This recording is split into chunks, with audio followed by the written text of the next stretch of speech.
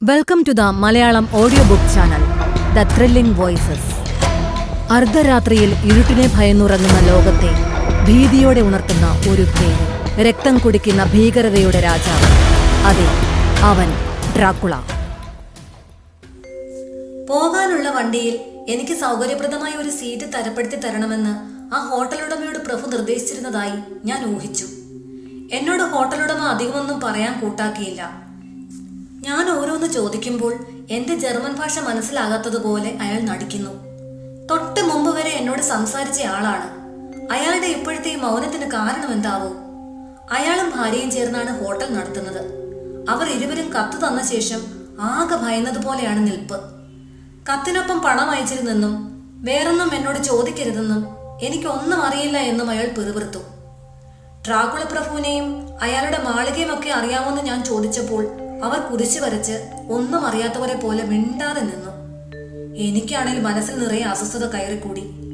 പോകാൻ സമയമായതുകൊണ്ട് എന്റെ ആശങ്ക മാറ്റാൻ കഴിഞ്ഞതുമില്ല. ഞാൻ മുറിക്ക് പുറത്തേക്ക് ഇറങ്ങാൻ തുടങ്ങിയപ്പോൾ ആ സ്ത്രീ ഓടി വന്നൊരു ചോദ്യം. പോവുകയാണോ സാർ? ഇന്ന് തന്നെ പോയേ തീരൂ എന്നുണ്ടോ? പരിഭ്രമം കാരണം മുറി ജർമ്മനൊപ്പം മറ്റേതോ ഒരു ഭാഷ കൂടി കൂട്ടിക്കലർത്തിയുള്ള ചോദ്യമായതിനാൽ അർത്ഥം മനസ്സിലാക്കാൻ ഞാൻ നന്നേ പണിപ്പെട്ടു. അതെ, ഞാൻ ഉടനെ പുറപ്പെടുകയാണ്. വളരെ പ്രധാനപ്പെട്ട ചില കാര്യങ്ങൾ ചെയ്തു തീർക്കാനുണ്ട്.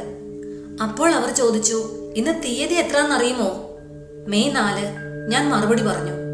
അതെ, അത് തന്നെ. ഈ ദിവസത്തിന്റെ പ്രത്യേകത സാറിന് അറിയില്ലേ? അവർ ചോദിച്ചു. അറിയില്ലെന്ന് ഞാൻ പറഞ്ഞു. ഇന്ന് ജോർജ് പുണ്യാളന്റെ ദിവസമാണ്.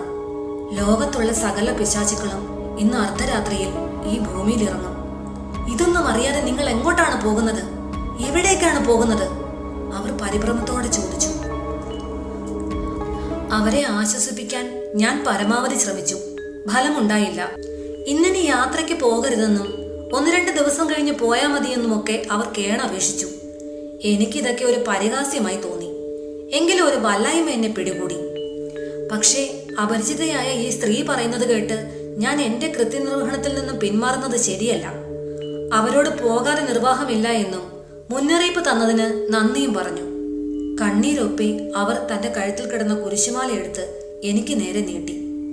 ഒരു ഇംഗ്ലീഷ് സഭാംഗമായ എനിക്ക് ഈ ഭക്തിയോടും വിഗ്രഹാരാധനയോടും ഒന്നും യോജിക്കാനാവാത്തത് കൊണ്ട് തന്നെ ഞാൻ മിണ്ടാതെ നിന്നു. എന്റെ സന്ദേഹം കണ്ടിട്ടാവണം, മോനെ, ഇത് കഴുത്തിൽ കിടക്കട്ടെ. മോന്റെ അമ്മ തന്നതാണെന്ന് കരുതിക്കോളൂ എന്ന് പറഞ്ഞ് കൊന്ത എന്റെ കഴുത്തിലിട്ടിട്ട് അവർ മുറിക്ക് പുറത്തേക്ക് ഇറങ്ങിപ്പോയി. പോകാനുള്ള വണ്ടി ഇതുവരെയും എത്തിയില്ല. അവർ ഇട്ട് തന്ന കുരിശുമാലയും ഇട്ടാണ് ഞാൻ ഈ കുറിപ്പ് എഴുതുന്നത്. ആ സ്ത്രീയുടെ പരിഭ്രമവും അമ്പരപ്പും ഒക്കെ എന്നെ വല്ലാതെ അസ്വസ്ഥനാക്കി തീർത്തിരുന്നു. എനിക്ക് എന്തെങ്കിലും സംഭവിച്ചാൽ ഒരുപക്ഷെ എനിക്ക് മുമ്പേ തന്നെ ഈ ഡയറി മീനയുടെ അടുത്തെത്തിയേക്കാം. എങ്കിൽ ഇതെന്റെ യാത്രാമൊഴി ആയിക്കോട്ടെ. ഇതാ, പോകാനുള്ള വണ്ടി എത്തിക്കഴിഞ്ഞു. ഞാൻ ഇറങ്ങുകയാണ്. കഥയുടെ അടുത്ത ഭാഗം കേൾക്കുന്നതിനായി ദയവായി ചാനൽ സബ്സ്ക്രൈബ് ചെയ്യുക. നിങ്ങളുടെ വിലയേറിയ അഭിപ്രായങ്ങളും നിർദ്ദേശങ്ങളും കമന്റ് ബോക്സിൽ അറിയിക്കുക. നന്ദി.